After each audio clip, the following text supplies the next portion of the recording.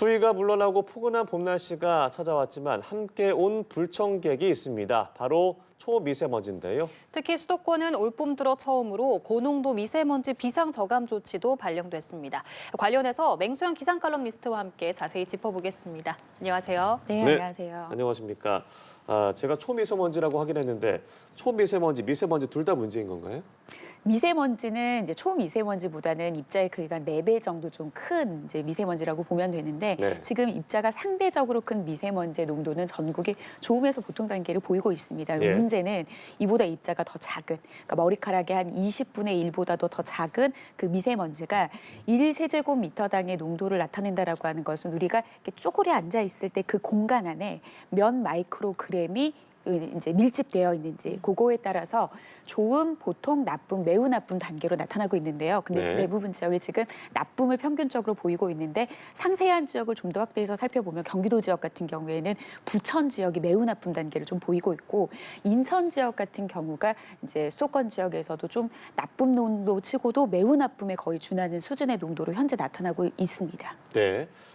일단 미세먼지 관련해서 저희가 잠시 후에 또 나눠보기도 하고 오늘 이제 일교차 큰 날씨가 이어지고 있습니다. 아침에 좀 쌀쌀한 날씨인데 낮에는 기온이 크게 오른다고요? 참 이맘때가 옷차림하기가 참 힘듭니다. 네. 아침에 좀 쌀쌀한 날씨를 염두하고선 겉옷을 챙겼다가는 낮 동안에는 그 겉옷을 들고 다녀야 되는 그런 날씨인데요.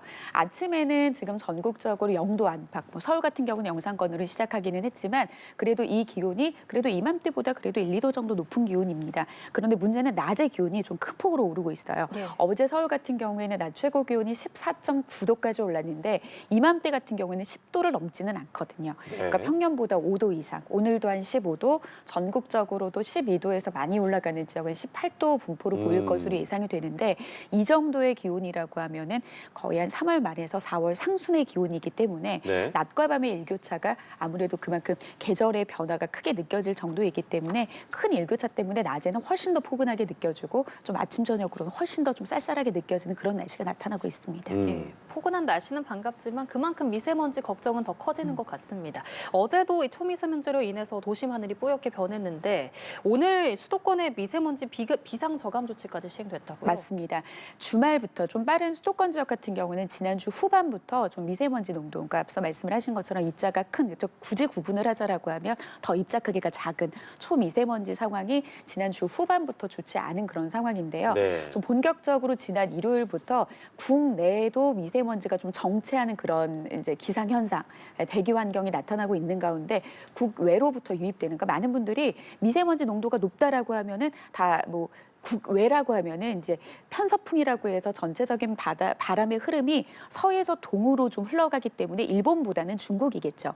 그런데 중국에서 날아오는 미세먼지가 모두 다 미세먼지 농도를 높인다라고 생각을 하시는데 어떨 때는 국내에 대기 정체가 심할 경우에는 우리나라에서 발생한 미세먼지가 축적될 수 있고요. 그리고 국외에서 유입되는 풍계가 형성이 됐을 때는 우리나라는 괜찮은데 국외에서 실려오는 경우들이 있습니다. 최악은 어떨까요? 국내에도 정체가 되고 국외에도 유입이 될 때 지금과 같은 경우가 그렇습니다. 따뜻한 고기압이 우리나라 좀 남쪽에 위치하게 되면은 일단은 좀 따뜻한 날씨를 가져다주는 고기압은 대기를 정체하게 만드는 굉장히 안정된 상황에 놓이게 되고요. 그 주변의 바람이 남서풍 계열 내지는 서풍 계열의 바람이 불게 되면은 이제 미세먼지가 국외로부터도 좀 유입이 됩니다. 그래서 지금 오늘 수도권 같은 경우에는 미세먼지 비상 저감 조치가 처음 시행이 됐는데 네. 미세먼지 비상 저감 조치의 경우가 내려지는 경우는 크게 한 3가지입니다. 그러니까 오늘 내려졌기 때문에 전날부터 미세먼지가 자정부터 오후 16시까지, 그러니까 오후 4시까지의 평균 미세먼지 농도가 세제곱미터당 50 마이크로그램을 초과한 동시에 당일이죠. 네. 오늘도 24시간 내에 세제곱미터당 50 마이크로그램을 웃돌 것으로 예상될 때, 그러니까 50이라고 하면 크게 와닿지는 않으실 텐데 앞서 말씀드린 것처럼 좋음, 보통, 나쁨, 매우 나쁨의 4단계 중에서 우리가 나쁨부터 주의를 하기 시작을 하죠. 네. 나쁨 단계의 거의 중간 평균치의 값이다. 이 값이 좀 계속해서 유지가 될 때 내려지는 거고 지금 인천 같은 경우에는 2번째에 해당되는 경우에 지금 비상저감 조치가 내려졌거든요. 2번째는 뭐냐면 전날 초미세먼지 주의보나 경보가 발령된 상황에서 다음 날까지도 초미세먼지 농도가 나쁨의 중간 단계인 50마이크로그램이 유지가 될 때, 이때 내려지는데 지금 이제 인천 지역하고 경기 서남부 지역 같은 경우에는 초미세먼지 주의보가 어제부터 발령이 되고 있어요.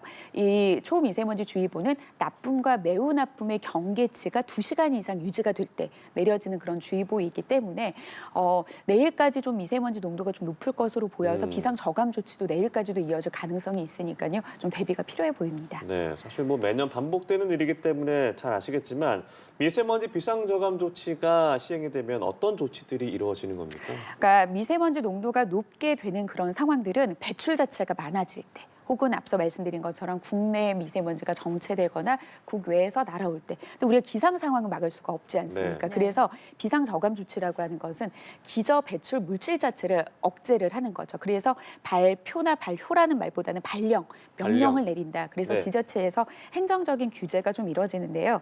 일단은 오늘 뭐 행정이나 공공기관을 이용하시는 분들은 차량 이부제가 시행이 되기 때문에 11일 홀수차만 홀수차. 입장이 가능합니다. 예. 확인하셔야 될 것 같고요. 인천 같은 경우에는 석탄 발전소 4기가 80%의 가동이 제한이 걸립니다. 그러니까 네. 이런 것처럼 폐기물 소각 시설이나 공공사업장 이들 같은 경우에는 미세먼지가 다량으로 배출되는 지역이기 때문에 이런 곳에서는 가동률을 앞서 그 화력발전소의 80%의 상한 제한을 하는 것처럼 가동률을 조정을 하거나 가동 시간, 조업 시간을 단축하는 그런 행정 명령이 실시가 되고요. 그리고 시설 효율을 개선하기 위한 조치, 특히 뭐 노후 기계의 사용을 좀 중단하다든지 네. 오래된 이제 노후 장비 같은 경우에는 미세먼지를 더 많이 배출하기 때문에 이런 좀 제재가 되고요. 그리고 건설 공사장에서도 방진 덮개를 씌워서 이렇게 날림 먼지를 방지해야 되는 그런 의무 조치가 시행이 되고요.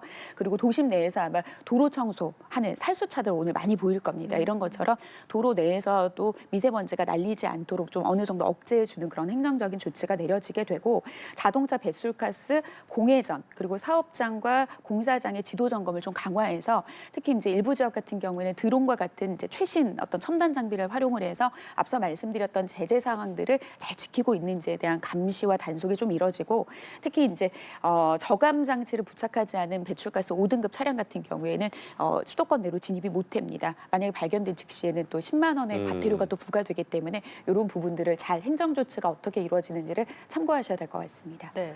그러면 이렇게 고농도 미세먼지가 기승을 부릴 때 우리는 어떻게 대처를 하는 게 좋을까요? 일단은 내가 미세먼지 농도가 좀 높은 날에 바깥 외출을 하게 됐었을 때 내 건강에 좀 많은 이상이 있다라고 하는 그런 이제 노약자라든지 어린이라든지 임산부라든지 취약계층 같은 경우에는 가장 좋은 것은 예보를 좀 잘 살피고 바깥 외출을 안 하시는 게 제일 좋습니다. 네. 근데 우리가 미세먼지 농도 때문에 바깥 외출을 못할 수는 없겠죠. 그렇게 될 경우에는 일단 마스크를 착용하는 게 좋은데요. 마스크 뭐 코로나 때문에 일상이 됐죠. 근데 코로나 때 우리가 자주 썼던 그 마스크는 미세먼지를 차단하는 마스크가 아닙니다. 그러니까 우리가 보통 KF80, 네. KF99, KF94 뭐 이런 것들. 예. 그 KF라고 하는 것은 입자를 차단하는 성능이 있다라는 마스크입니다. 그러니까 KF80 같은 경우에는 그 직경이 0.6 마이크로미터. 그러니까 보통 우리가 초미세먼지라고 하면은 2.5 마이크로미터보다 직경이 작은 미세먼지인데 굉장히 작은 이제 입자의 미세먼지까지 차단을 80% 정도까지 할 수가 있고요. 그리고 KF94라든지 99 같은 경우에는 이보다 더 작은 0.4 마이크로미터 정도의 아주 작은 입자까지도 차단을 하기 때문에 좀 본인의 건강에 맞게 왜냐하면 너무나도 차단이 잘 되는 마스크를 쓸 경우에는 호흡에 또 영향을 좀 줄 수 있기 때문에 이런 것들 좀 주의하셔야 될 것 같고요. 그리고 또 바깥 먼지가 나쁘다고 해서 창문을 닫고 실내에서만 꽁꽁 그 공기를 안에서만 있는 것도 사실 좋지가 못합니다. 뭐 청소를 하거나 요리를 할 때도 실내 미세먼지 농도는 높아지기 마련이거든요. 그래서 국립환경과학원에서 정보를 제공하는 에어코리아라고 하는 홈페이지를 들어가 보면은 실시간의 그 기상 상황뿐만 아니라 실시간의 대기질 오염 정도 그리고 내가 위치한 주변 지역의 정보가 굉장히 중요합니다. 그러니까 보통 포털 사이트에서 보게 되면은 전 지역의 평균적인 값만 얘기를 하기 때문에 나쁘다라고 해서 꽁꽁 닫지 마시고요. 좀 구체적인 수치를 봤을 때 나쁨 단계이기는 하지만 보통에서 살짝 벗어나는 수치라고 하면은 그래도 하루에 3번 정도 한 10분 이상의 환기를 시켜줘야지 오히려 실내에 쌓인 미세먼지 오히려 더 내가 더 위험해질 수 있는 상황을 방지할 수 있기 때문에 네. 이런 것들을 잘 참고하시는 게 좋을 것 같고요. 물 자주 드시고 바깥 외출하실 때 마스크를 쓰시더라도 미세먼지 배출 자체가 많은 뭐 도로변이나 공사장 주변은 가지 않는 그런 이제 생활 습관 들이는 것도 좋을 것 같습니다. 예. 그러면 이번 미세먼지는 언제쯤 괜찮아지는 건지 이번 주 날씨 전망과 함께 짚어주시죠. 내일까지는 좀 고농도 미세먼지 상황이 좀 갈 것으로 보입니다. 오늘 네. 전남 남해안과 제주도 지역 같은 경우에는 남쪽을 지나는 이제 저기압의 영향 때문에 비 소식이 있거든요. 그런데 이들 지역 같은 경우는 아무래도 비의 세정 효과 그리고 이렇게 저기압이 지나가게 되면 대기 확산이 원활해지거든요. 그런데 이 영향이 미치지 않는 수도권 지역 같은 경우에는 내일까지 좀 고농도 현상이 나타날 것으로 보이고요. 내일 수도권과 강원도 지역, 충청 지역, 그리고 호남 지역 같은 경우에는 약간의 비이긴 하지만 비 소식이 있습니다. 그래서 이제 모레부터는 그래도 이런 영향 때문에 대기 확산이 좀 원활해져서 내일까지만 좀 농도가 높은 미세먼지 상황을 잘 좀 지내고 나신다라고 하면 주 후반에는 미세먼지 걱정도 없고 날씨도 좀 포근함을 좀 느낄 수 있는 그런 날씨가 이어질 것 같습니다. 네, 근데 확실히 날 자체는 정말 많이 포근해진 것 같아요. 그래서 저희가 일주일에 한 번 정도를 만나면서 계속 꽃 소식 여쭤보는데 꽃이 기다려지나 봅니다. 봄꽃 소식 다시 한번 짚어주시죠. 이게 꽃을 비교를 할 때 작년에 굉장히 꽃이 일찍 폈어요. 네. 네. 그래서 작년과 비교를 했을 때 올해 꽃 소식이 굉장히 늦어지는 것 같기는 하지만 제가 계속해서 평년값을 말씀을 드린다라고 하는 것은 과거 30년 동안 축적돼 있는 그 정상 범주 안에서 얼마나 벗어났느냐를 설명할 수 있는 부분인 거거든요. 그런데 정상 범주 안에서는 벚꽃 같은 경우에는 4일에서 7일 정도 빨리 꽃이 피고요. 네. 그리고 개나리 같은 경우에는 무려 한 10일 정도 빨리 피는 곳도 있습니다. 그래서 그냥 올해 꽃이 피는 시기만을 좀 잘 기억하시면 될 것 같은데요. 제주도 같은 경우에는 꽃 소식이 가장 먼저 전하는 제주도 지역 같은 경우에는 보름 전에 한 3월 14일부터 꽃망울을 터뜨리겠고요. 물론 이 기준은 기상청이 정한 아주 관리가 잘 돼 있는 표준 관측목에 해당되는 그런 것이기 때문에 어느 지역에 위치한 곳이든 약간의 차이가 있어서 먼저 꽃망울을 터뜨리는 곳들도 있을 수는 있습니다. 평균적으로 봤을 때 제주도는 한 14일을 시작으로 개나리는 남부지방 같은 경우는 20일이 되지 않아서 좀 꽃망울을 터뜨릴 수 있겠고 중부지방 같은 경우에도 3월 말일 전에는 개나리를 볼 수 있습니다. 진달래는 개나리보다 한 2, 3일 정도 뒤에 꽃망울을 터뜨린다고 보시면 계산을 하시면 될 것 같고요. 그다음에 벚꽃이 아무래도 좀 흐드러지게 피기 때문에 많이 기다리실 텐데 남부지방 같은 경우에는 3월 말 정도, 그다음에 중부지방은 한 4월 초가 돼야지 되겠고 한 일주일 뒤가 만개의 시기가 도래하기 때문에 한 3월 말에서 한 4월 중순 전에는 좀 만개한 벚꽃 그리고 봄꽃들을 좀 보실 수 있을 것 같습니다. 예, 알겠습니다. 지금까지 맹소영 기상 칼럼니스트와 함께했습니다. 고맙습니다. 고맙습니다.